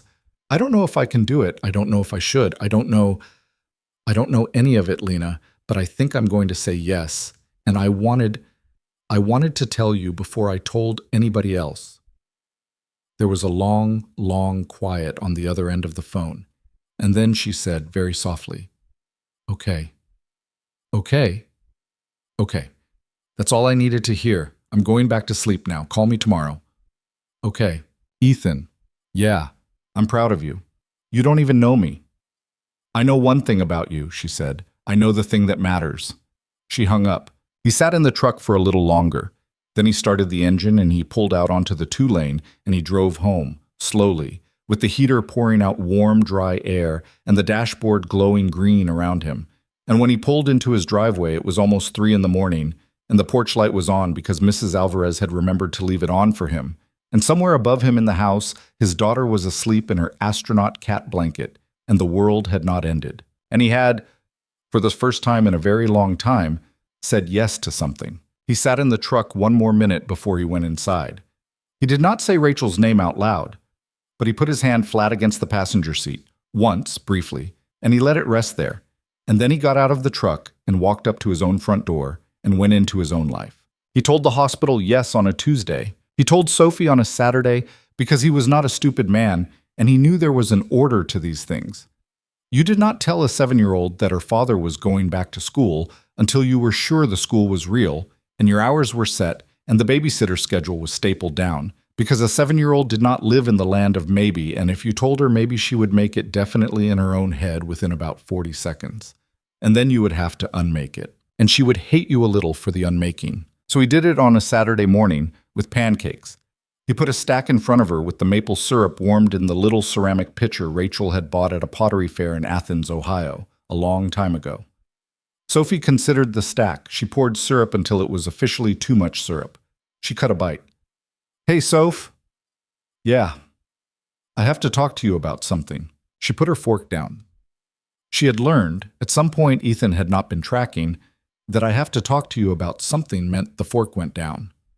It was one of 100 small things she had learned without him teaching her, and every time he noticed one of them, his chest did the thing it did. "Am I in trouble?" she said.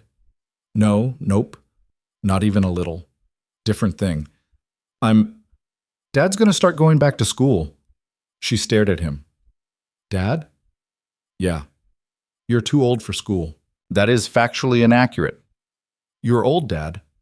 "I'm 32. That's old. We're going to revisit this conversation when you're 32. She picked her fork back up and cut another bite, taking her time, processing. "Are you still going to be my dad at night?" And that was the question, of course. That was always the question with her. She did not ask questions like a child. She asked questions like a small adult who had already lost one parent and was not in the market for losing another one by sleight of hand. "Yes," he said. "The school is 3 nights a week, Tuesdays, Wednesdays, Thursdays. On those nights, Mrs. Alvarez will come over at 5, and you'll have dinner with her, and I'll be home by 10. The other 4 nights I'll be home for dinner and bedtime, same as now. Better than now, actually. I won't be working overnights anymore. I'll be home every night to tuck you in." She thought about this. Every night. Every night? Even Tuesday, Wednesday, Thursday. I'll come home and tuck you in at 10. If you're asleep, I'll kiss your forehead, and you'll never know. I'll know. You'll know. What's the school for?" He took a breath. "It's for... You know how sometimes at the hospital people come in and they're really hurt?" "Yeah. I used to know how to help people when they were really hurt. A long time ago, before you were born. And then I stopped for a while. And the hospital said they would let me learn it again, so I can do it again if I want to." "Do you want to?" He looked at her across the kitchen table.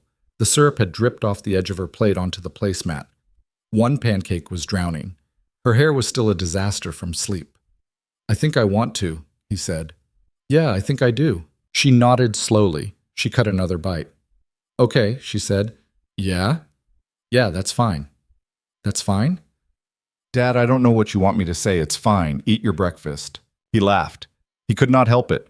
The laugh was loud in the kitchen, and she looked up at him, startled for a second, and then laughed too. And for a moment they sat there across from each other, laughing at nothing, at the absurdity of a 7-year-old telling her father to eat his breakfast. And he thought, this kid is going to be fine. This kid is going to be completely, catastrophically, unmistakably fine. And it will not be because I did anything right. It will be because she came out of her mother already built. Petita. Lena Hart came home from the hospital on a Wednesday in late December. She had been in that building for 39 days. The surgeon had told her on day 20 that she was the single most stubborn patient he had worked with in a decade, and Lena had taken it as a compliment, and her father had taken it as a medical opinion. The apartment they rolled her into was in a high-rise downtown with a view of the river. It was the apartment she had lived in for 4 years. It did not feel, when she first saw it again, like her apartment. It felt like a magazine spread of somebody else's life. The couch was too white. The kitchen had no food in it because no one lived here. There was a vase of fresh tulips on the island that a staff member had set up that morning. She stood in the doorway with her father's hand on her elbow, and she looked at the place and she thought, I don't live here anymore. She didn't say it out loud. Her father kissed her temple. He said, I'll come by in the morning. Don't. I want to sleep until noon. I'll come by at noon. Dad? Lena. I love you. Go home. He went. She spent an hour walking slowly through her own rooms like a tourist. Her clothes in the closet looked like somebody else's clothes. Her shoes lined up on their shelves looked like evidence in a trial she was trying to piece together. Who had owned these? Who had put them here? What had she been trying to be? She sat down on the couch. She took out her phone. She called him. Hey. Hey. I'm home. Yeah? How's it feel? Weird. Weird how? Like the apartment belongs to a woman I used to know, and she died in the accident. There was a pause. Yeah, he said. Yeah, that tracks. Does that go away? No, not really. You kind of build a new person on top of the old one, and eventually the new person gets big enough that the old one is like a basement under the house. You know it's there. You don't go down there a lot. That's depressing. You asked. I did ask. She closed her eyes. She leaned her head back against the couch. The scar under her ribs pulled when she breathed in too deep. She had learned how to breathe around it now, shallow, with a little pause at the top. It was not painful exactly. It was a constant small reminder that her body had been opened and put back together. Ethan. I want to ask you for something, and I want you to say no if the answer is no. Okay, I want to come by the hospital next week. Not for anything medical. I finished my follow-ups yesterday. I want to bring a thing to Darlene. She was very good to me, and I want to thank her. And I wanted to see you. In person. I don't want to kiss you, Ethan. I don't want to do anything. I just want to see your face in a room where neither of us is dying. Is that okay? He was quiet for a long second. Yeah, he said. Yeah, that's okay. Okay. When? Tuesday? I'm at school Tuesday. Wednesday, I'm off until 4. Wednesday, then. Wednesday morning. Coffee? There's a diner 2 blocks from the hospital. Benny's. It's terrible. Wear something you don't mind smelling like grease. Benny's. Wednesday. 9? 9. Ethan. Yeah. Thank you. She got to Benny's at 8:52 because she had been awake since 5, and she could not think of a reason not to go early. She sat in a booth by the window and ordered coffee and did not drink it. Her hands, which had been steady through almost 4 decades of boardrooms and hostile takeovers and 1 violent car accident, would not stop shaking. She put them under the table where she couldn't see them, and she waited. He came in at 9 on the dot. She saw him before he saw her, because his head was turned while he scanned the diner, and in that second, in the very particular second before he found her, she saw him as a stranger would. Tall, lean in the shoulders, a denim jacket, a faded blue Henley under it, jeans that had been washed a lot. He had not shaved this morning. He had a face that looked younger in some lights and 10 years older in others, and she had only ever seen him in the older lights. And then his eyes found hers, and his face did a small, complicated thing, a half second of something that was almost a flinch, or almost a smile, or both, and he walked over. He slid into the booth across from her. Hey, he said. Hi. You look like a person. Yeah, like a person. That's the goal. How do you feel? Tired. Better than last week. Worse than I will next week. You? Tuesday nights are hard. Wednesdays, I'm basically a zombie until about 3 o'clock. Then I get a second wind. It's fine. A waitress came over. She was maybe 60. She had a name tag that said Jody. She put down a laminated menu in front of Ethan and topped off Lena's coffee without being asked and walked away. Lena stared at Ethan across the table. He was real. He was real. And he was 3 feet away from her across a Formica table. And he had hands she had felt on her face once at the worst moment of her life. And he was drinking diner coffee out of a chipped white mug, and he was looking at her with an expression she could not read. And she did not know what she had expected. She had not known, she realized, what she had expected. But she had not expected to feel suddenly, absurdly, almost painfully shy. I don't know what to say to you, she said. You don't have to say anything. Everyone keeps telling me that. Because it's true. He huffed out something that was almost a laugh. He looked down at his menu. He had not opened it. Can I just say, she said. Yeah, can I just say that I know you're not. She stopped. She tried again. I know what this is and what it isn't. Okay? I know. I am not sitting across from you in a diner because I'm not planning something. I don't have an agenda. You are the person who was there. You're the only one. My father was in Seattle, my friends. I have friends. I have a lot of friends. I have people who sent me flowers and people who came to visit, and I love them, and they are good people. But they were not there. And you were. And that matters in a way I cannot explain to anybody else. And so I had to come. I had to see your face across the table. I had to prove to myself that you were a real person and not something I made up in a fever dream on a lot of morphine. I'm real. You're real. I'm not very interesting, though. I'm going to disappoint you. Too late. Already seen the footage. Not disappointed. He looked up at her then, and there was something in his face, a kind of exhaustion that had moved over, and a surprise under it. And he said very quietly, You're funnier than you sounded on the phone. I was dying on the phone. No, the later phone calls. You were still subdued. I was on painkillers.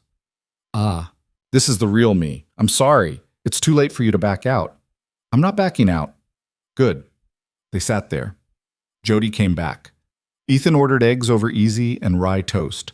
Lena ordered a grilled cheese and realized halfway through ordering it that she was ordering it because he had described making grilled cheese to his daughter in one of their phone calls, and she had been thinking about it for a week. She told him this. He stared at her. You're ordering a grilled cheese because of a story I told you about my kid. Yes. That is slightly unhinged. It's completely unhinged. I'm aware. He laughed. The laugh broke all the way out of him this time, from somewhere lower than it usually came from, and she watched his face while he laughed, and she thought, oh, he doesn't do that much. I like the unhinged version of you better than the subdued version, he said. Wait till you see the version of me that's had sleep. I look forward to it. And there it was. A small sentence set down between them on the Formica table, just the suggestion of a future. She saw him hear himself say it. She saw the small flicker across his face, the, oh, I said that out loud, and she did not let it sit there long enough to get heavy. So tell me about school, she said. He exhaled. He took the out she had offered. It's hard, he said. It's harder than I thought. Not the material I could do in my sleep. I passed the first 2 modules without studying. The hard part is sitting in a room full of people 10 years younger than me who are there because this is what they want to do, and remembering that I used to be one of them. I used to be the kid in the front row. Now I'm the guy in the back who knows more than the instructor and is trying to keep his mouth shut about it. Are you succeeding? At keeping my mouth shut? Yes. No. She laughed. He almost smiled. How's Sophie with the schedule? She asked. Good. Better than I expected. She likes Mrs. Alvarez. Mrs. Alvarez is teaching her how to crochet. She made me he gestured at his wrist. A thing. I don't know what it is. It's yellow, and it's got a knot in it. I'm wearing it. I'll wear it till it falls off. Let me see. He pulled his sleeve up. There was a small lopsided band of yellow yarn around his wrist, tied in a knot that had clearly been tied by someone who did not yet fully grasp what a knot was. It was going to fall off by the end of the week. He was going to be devastated when it did. Lena looked at it, and something in her chest pulled sideways. "That's a very nice bracelet," she said. "She's going to be furious when it falls off. I'm going to have to take it to Mrs. Alvarez and beg her to retie it without Sophie knowing." "You've already thought about this." "I've been thinking about it for 2 days." "That's good parenting." "That's panic." She took a sip of her coffee. It had gone cold. She didn't care. "Ethan." "Yeah. I want to tell you something, and I want you to not be weird about it." "Great opener. Go ahead." "I've been thinking about, I run a venture fund, right? That's my job. My job, pre-accident, was to find interesting things and give them money and time and resources and turn them into bigger things. That is a thing I am quite good at. That is a thing that, if I am being honest, I had started to find boring in the last 2 years. The companies we were looking at were all very clever and very well-funded, and none of them were doing anything I cared about. I had been having, before the accident, I was having a thing, a life thing, about whether I wanted to keep doing what I was doing. Okay? And now I'm thinking I don't. Okay. I'm thinking, and don't say anything yet, just let me get to the end. I'm thinking about what you did that night. I'm thinking about the fact that I'm alive because the guy who happened to be working security that night happened to have been a combat medic. That is a coincidence so large it is almost insulting. Do you know how many people die in rural hospitals every year because there was nobody with the right skill set on shift? Thousands. It's thousands, Ethan. There are veterans all over this country who have your exact training, who are out of service, who are not practicing, who are working at Home Depot or driving Ubers or walking the halls of hospitals at night. And all of that is a resource we are just letting rot. And there's no program. Nobody is doing this. Nobody is finding these people and giving them a bridge back in. The bridge program you're in at the hospital, that's the one Marcus wrote up a pilot for? It's a pilot. There's like 15 of them in the whole country. You've been researching. I've had a lot of time. You've been researching a lot. I've had a lot of time, Ethan. He looked at her. What are you asking me? I'm not asking you anything. Yet. I'm telling you what I've been thinking about. I'm telling you that I have been lying in bed for 5 weeks trying to figure out what the rest of my life is for. And the only answer I keep coming back to is that it's for this. And that if I do it, if I actually do it, if I pull together the funding and the partnerships and the pilot hospitals, I'm going to need people. I'm going to need people who have been through it. People who can tell me what a program like this should actually look like for the guys who would use it. I'm not asking you to be my employee. I'm not asking you to be anything. I'm just telling you that this is the thing I want to do, and that if there ever comes a day when you want to be part of it, on your terms, at a scale that works for your life and Sophie's life, there will be a chair with your name on it. She stopped. She looked down at her hands on the table. They had stopped shaking at some point during the speech, and she had not noticed when. That's it, she said. That's what I came to say. Everything else, the coffee, the grilled cheese, the thing where I ordered it because of your kid's story, all of that is real. That part is real. I'm not a monster. I'm not using you. I'm not trying to buy you. But I had to tell you the other thing too, because otherwise it would be hiding in the room with us every time we talk, and I don't want it hiding. Ethan was very still. His eyes on her were, she could not read them. She had spent 5 weeks learning his voice over a phone line, and she still could not read his face across 3 feet of table. Lena. Yeah. Eat your grilled cheese, Lek. Ethan, I heard you. I heard everything you said. I'm going to think about it. That's what I can do today. I can't tell you yes or no today. Today I can sit across from you and eat my eggs and tell you that what you just described it's a good idea. It's a really good idea. And I can tell you that it scares me because the last time somebody I cared about asked me to be part of something big and important, she died. And I have not said yes to anything big and important since. And I have to think about whether I can do it. And I have to think about Sophie. And I have to do all of that slowly, Lena, because I do not do fast anymore. I did fast for 8 years in the Army, and I did fast in an ER bay on a Tuesday night in November. And in between, and since then I have done slow, and I can't go back to fast. I won't survive it. I'm not asking you for fast. I know. I'm asking you for whenever. I know. Take a year. I might. Take 2. Don't tempt me. She laughed. It came out damp. Jody brought the food. Neither of them looked up. Jody set down the plates and walked away. Somebody I cared about, Lena said quietly. What?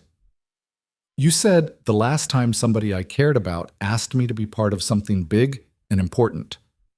Present tense. Somebody I cared about, past tense. He looked at her. Yeah, he said. I said that. Okay. I'm going to eat my eggs now, Lena. Eat your eggs, Ethan. They ate. And outside the diner window, the cold December light came down over the street in a way that turned the sidewalks white, and a man walking a dog went past, and a delivery truck double parked, and somewhere across town a 7-year-old girl in purple socks was learning how to crochet the wrong way from a neighbor who had been widowed twice, and somewhere else, a silver-haired father was sitting at a desk in an office on the 42nd floor trying to approve a budget he could not focus on because he was thinking about his daughter in a diner with a man who had saved her life. And all of them, were going on with the ordinary, cold, difficult living work of being alive. Because they had not stopped, because they had not been allowed to stop, because somebody had refused to let them stop. And in a booth at Benny's Diner, a man who had not let go of a stranger's hand at 2:57 in the morning on a Tuesday in November ate his eggs slowly, and across from him a woman who had once asked to be let go watched him eat, and neither one of them said anything for a long time, and the silence between them was not empty. It was, for the first time in a long time for both of them, full. He took his year. He took most of it, anyway. He finished the bridge program in October of the following year, and he walked across a small stage in a hospital auditorium with his paramedic certification in his hand, and Sophie sat in the second row with Mrs. Alvarez and clapped so hard her palms went red. And in the back of the room, standing because she had gotten there late, was a woman in a gray coat with gray eyes who did not wave when he saw her, because she did not need to. He saw her. She saw that he saw her. That was enough. There was a fight before that. Of course there was a fight.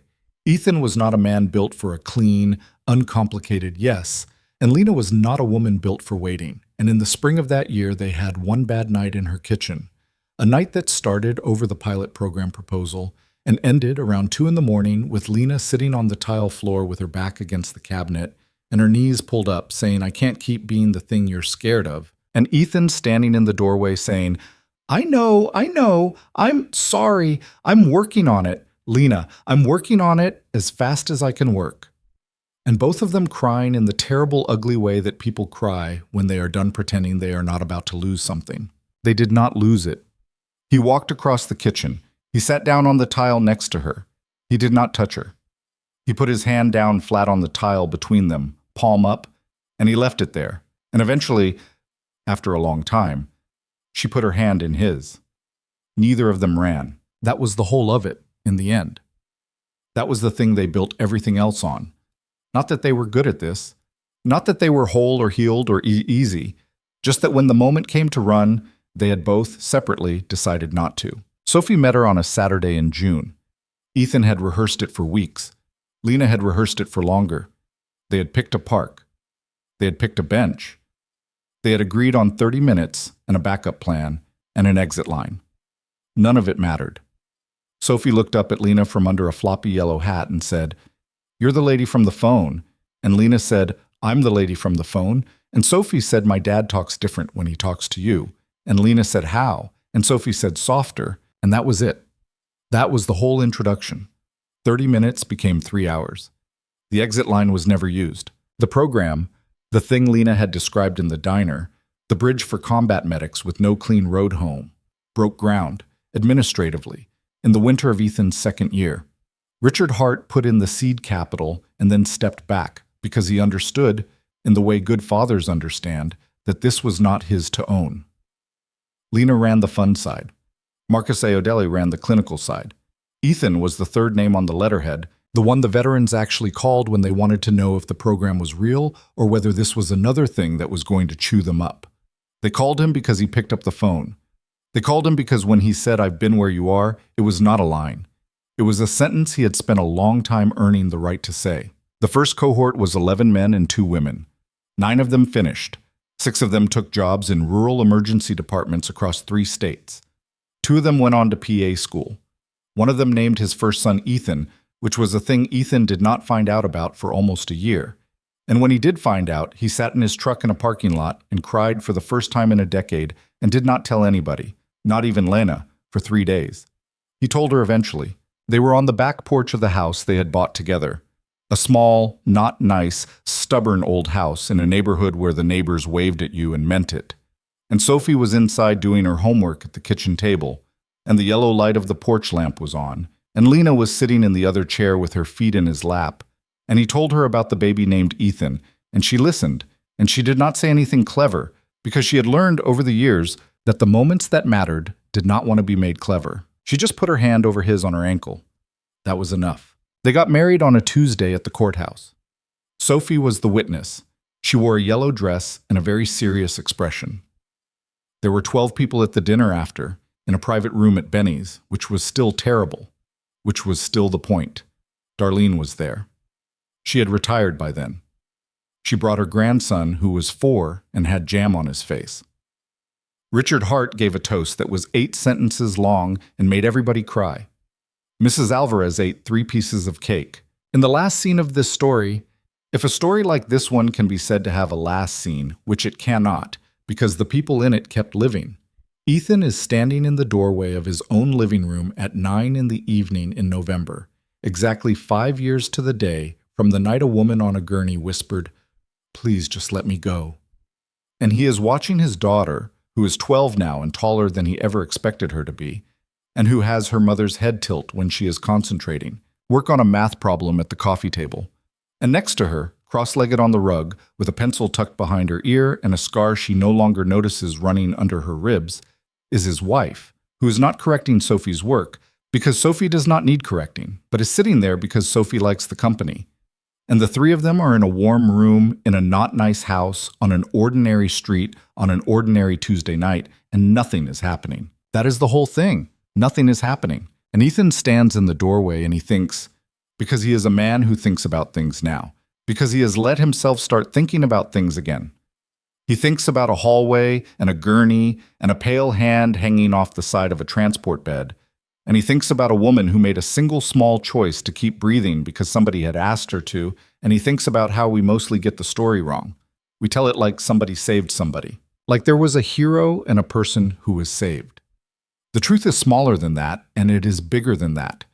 The truth is that sometimes a person is drowning, and somebody else puts a hand out, and the drowning person has to take the hand, and the person with the hand out has to not let go, and neither of those is the easy part. Both of them are the hard part.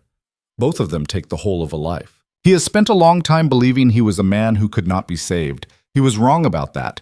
He was wrong about almost all of it. He was not the one who saved her, in the end. She was not the one who saved him. They put their hands out. They did not let go.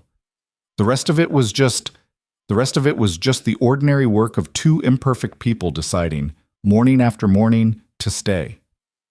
Sophie looks up from her homework. She sees him in the doorway. She grins. "Dad, come help. I'm dying over here." "You are not dying." "I am dying, Dad. It's fractions." He walks into the room. He sits down on the floor next to his wife. She leans her shoulder against his without looking up. Sophie slides the workbook across the rug to him. And somewhere, in a different hospital, in a different city, a night nurse is doing her 10 o'clock rounds, and a scared young woman is being wheeled through a set of automatic doors. And somebody is about to say the right thing at the right time to somebody who is about to decide whether to hold on. That is going to keep happening. It is going to keep happening for as long as there are people. And the only thing any of us can do, the only real thing, the only thing that is ours to do, is to be, when our turn comes, the voice in the room, the hand that does not let go, the person who says not tonight and means it, and stays long enough to be believed. Ethan picks up the pencil. "All right, kid," he says. "Show me where you got stuck." The light in the living room is warm. The night outside is cold. The 3 of them lean in over the workbook. And the story, this story, their story, the one that started in blood on a tile floor at 2:47 in the morning, goes on being a quiet one, which is the only kind of ending any of them ever really wanted.